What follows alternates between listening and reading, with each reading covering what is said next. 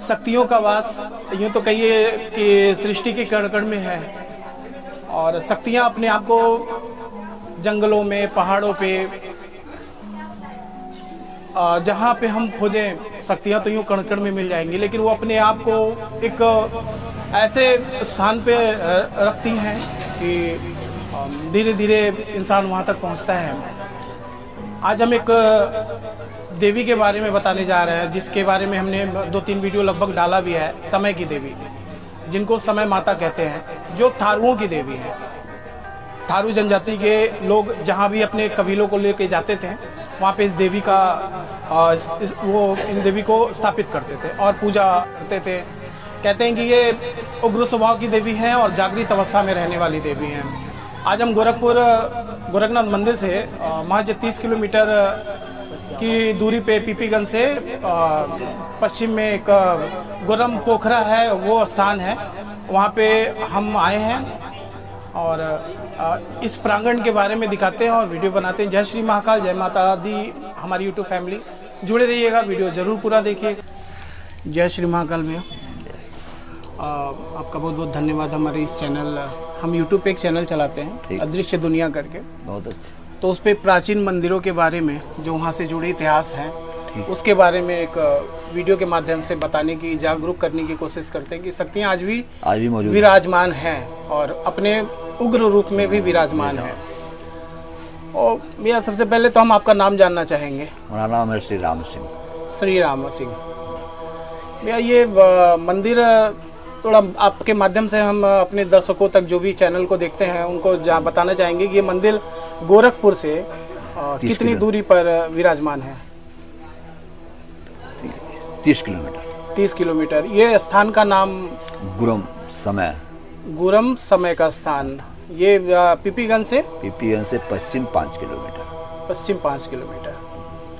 ये बताते हैं कि ये पोखरा जो है, ये बगल में पोखरा एक बना हुआ है, तो ये किसके द्वारा बनाया गया और यहाँ से जुड़ी हुई जो चीज़ें हैं इतिहास से जुड़ी हुई? हम लोग अपने पूर्वजों से सुने हैं जी, बताते हैं पूर्वज लोग जी कि यह जो है महाभारत काल में जी, द्वापर युग में जो है जी, इस पोखरे का विस्तार हुआ जब पांडवों का अज्ञातवास हुआ। द्वापर युग में, महाभारत काल में, हाँ, इस पोखरे का निर्माण हुआ है। और यहाँ जब अज्ञातवास पांडव लोगों का हुआ, 5 पांडव, तो पांडव लोग यहाँ आए इस स्थान पे। सिंघोर का यहाँ ब्रिज था, उनको यहाँ अच्छा लगा होगा। सिंघोर देवी, यहाँ पे देवी उस समय विराजमान थी? अब विराजमान थी, लेकिन यह जो है उन लोगों के द्वारा विराजमान थी। ये पांडवों के द्वारा इसका माता का निर्माण किया गया। ये गुरम जो स्थान, और एक रात में यह जो है पोखरे का, लोग बताते हैं कि एक रात में यहाँ जो है इनका विस्तार हुआ पोखरे का। ये पोखरा कितने एकड़ में बताते हैं कि कुछ 33 एकड़ में। बहुत बड़ी बात है कि एक रात में इतना 33 एकड़, आप अंदाज़ा लगा सकते हैं, 33 एकड़ पोखरे का निर्माण कर दिया गया। और उस समय क्या व्यवस्थाएं थी और क्या हथियार थे, क्या मशीनें थी, किस जेसीबी से खोदा गया इस पोखरे को, ये वही लोग बता सकते हैं। तो क्या ये 5 पांडवों के द्वारा ही खोदा गया था, या फिर बताते हैं कि असुरों के द्वारा ये पोखरे को खोदा गया? पोखरा तो असुरों का पोखरा ही है भाई। उस समय पांडव अपने खुद खोदते थे। हाँ। जैसे मान लीजिए हम यहाँ रह रहे हैं, तो अकेले आए थे, तो यहाँ बहुत लोग, एक गाँव बस गया, एक गांव से 5 गांव हो गया, 5 गांव 5 पूरा हो गया, तो विस्तार ऐसे आए होंगे, हाँ, देखे होंगे, अपना विस्तार शक्तियों के बल, हाँ, शक्तियों के बल पे जो अपना विस्तार जो है बनाए होंगे। भाई वो शक्तिमान थे, सब शक्तिमान थे जी। तो उन्हीं लोगों का निर्माण किया हुआ है। तो ये मतलब, और आद्रवन में यहाँ से जाकर के वो आद्रवन अदरौना में निवास किए थे। यहाँ से ही अज्ञातवास का पहला चरण यहीं से शुरू किया था उन्होंने।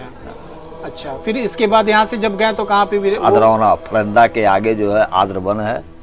अदरौना दुर्गा माता का स्थान है जी, वहाँ लोग आद्रवन में रहते थे, वहाँ पे रहते थे। अब मैं यहाँ के जो भैया हैं इनके माध्यम से पता चला, इसके बाद का जो आद्रवन था उसका भी मैं आपको बना के और दिखाने की, वहाँ की इतिहास जो है उसको दिखाने की कोशिश करूँगा।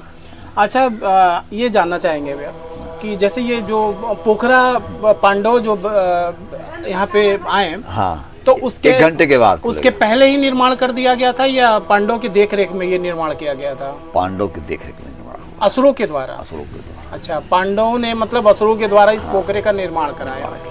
यहाँ कोई बाहरी व्यक्ति यदि आता था जी, लोग, हमारे प्राचीन लोग जो हमारे पूर्वज हैं वो लोग बताते थे जी कि इस पोखरे में एक सोने की नाव थी। ये जो पोखरा 33 एकड़ का पोखरा है उसमें एक सोने की नाव थी। जी जी, और उस नाव में बर्तन रखा हुआ था। जी जी जी, बर्तन रखा हुआ था। बर्तन रखा गया था। जी, कोई आता था उस नाव, उस मतलब इस पोखरे में सोने की नाव थी। हाँ, उसमें बर्तन अपने आप माता जी की कृपा थी। हाँ, तो बर्तन उसमें भी रहता था। जिसको इच्छा जो करता था भोजन बनाने के लिए और बर्तन लाता था। अच्छा। और सामग्री अपना भोजन तैयार करके प्रसाद लेता था। अच्छा, यहाँ पे पांडवों के द्वारा किस देवी का स्थापना किया गया, किस देवी को स्थापित किया गया? माँ समय गुरम की। समय गोरम नाम दिया गया। गुरम पोखरा है। अच्छा, पोखरे की वजह से गोरम समय के नाम से प्रसिद्ध है। वो तो समय हम अपने हर वीडियो में बताया कि समय की जो देवी, इनको समय माता कहा जाता है। और लगभग आप प्रदेश में जहाँ भी, मैं प्रदेश की बात कर रहा हूँ, आप जहाँ भी जाएंगे तो हमें लगता है कि आपको 15-20 किलोमीटर बाद एक समय का स्थान आपको मिल जाएगा। क्योंकि ये थारू जनजाति जो थे, बताया जाता है, हमने भी कहीं किसी के गुरुओं के माध्यम से पता किया कि थारू जनजाति के लोग जब अपने कबीले को लेके चलते थे तो ये इस माता समय को स्थापित करते थे अपनी पूजा अर्चना के लिए। क्योंकि ये कलयुग की एक सिद्ध देवी हैं और अब जागृत अवस्था में विराजमान रहती हैं। जहाँ पे भी जिस प्रांगण में माँ विराजमान है, इनके सामने हमने जहाँ भी मतलब माँ की कृपा से मैं जहाँ भी पहुँचा वहाँ ये देखा कि माँ से जो भी आप मन्नतें करिए वो माँ पूरा जरूर करती है। यहाँ पहले से भी आज भी विद्यमान है जी। जो मन्नत आप मांगेंगे जी, माता उस मन्नत को पूरा करेंगी।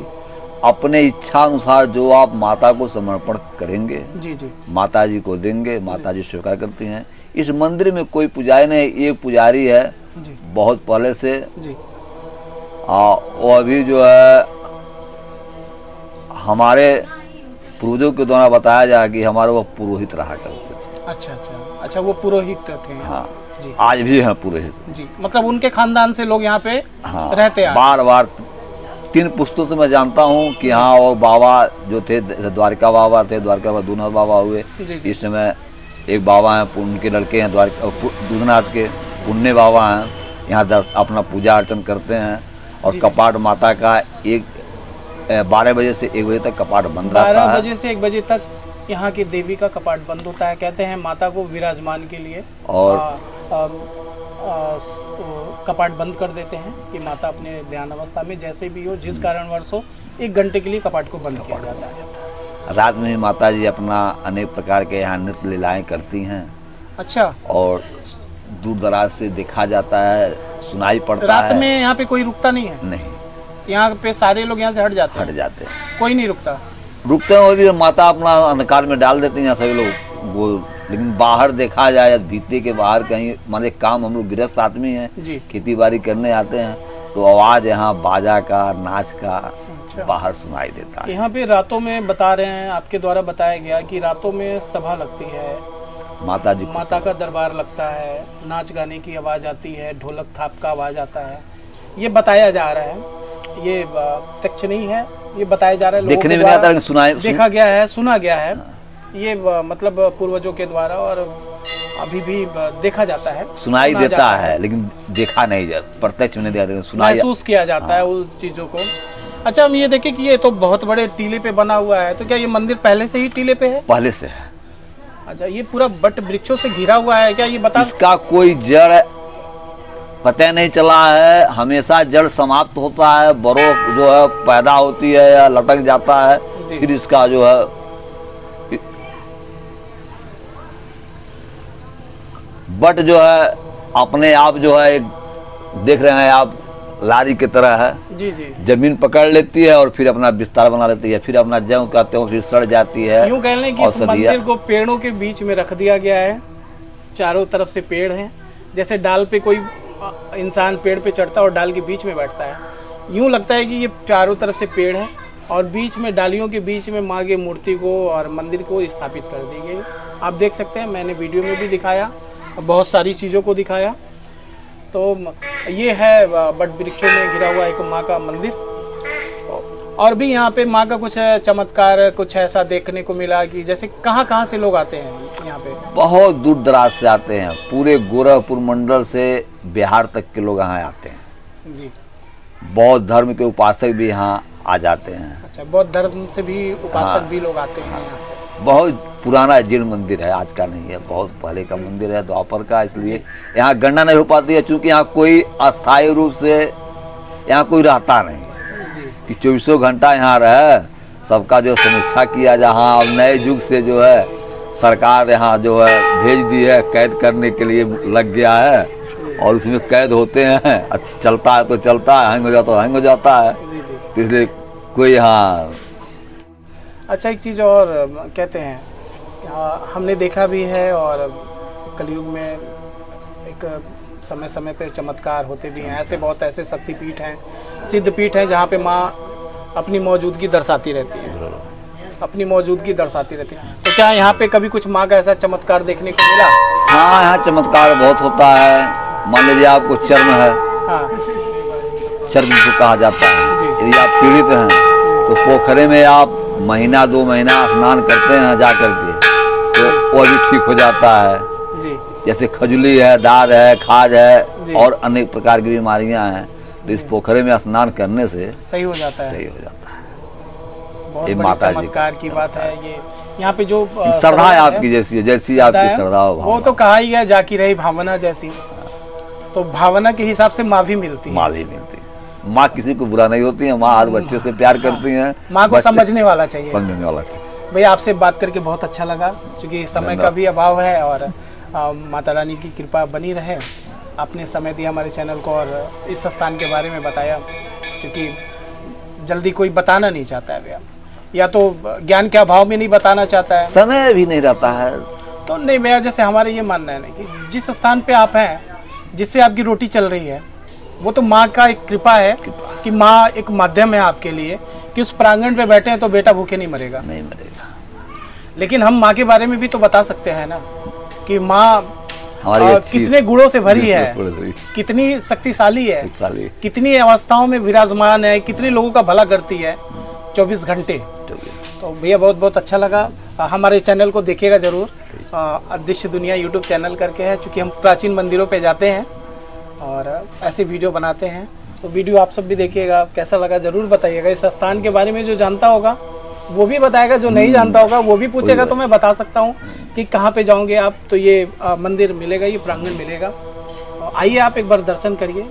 और इस प्रांगण का बहुत शक्तिशाली प्रांगण है, माता का कृपा यहाँ पे आपको अवश्य मिलेगा। आप सबका चैनल है और आप सबकी माँ है, कृपा करेंगी, सबके कष्टों को दूर करेंगी। चैनल को देखिए। जय श्री महाकाल, जय माता दी, जय।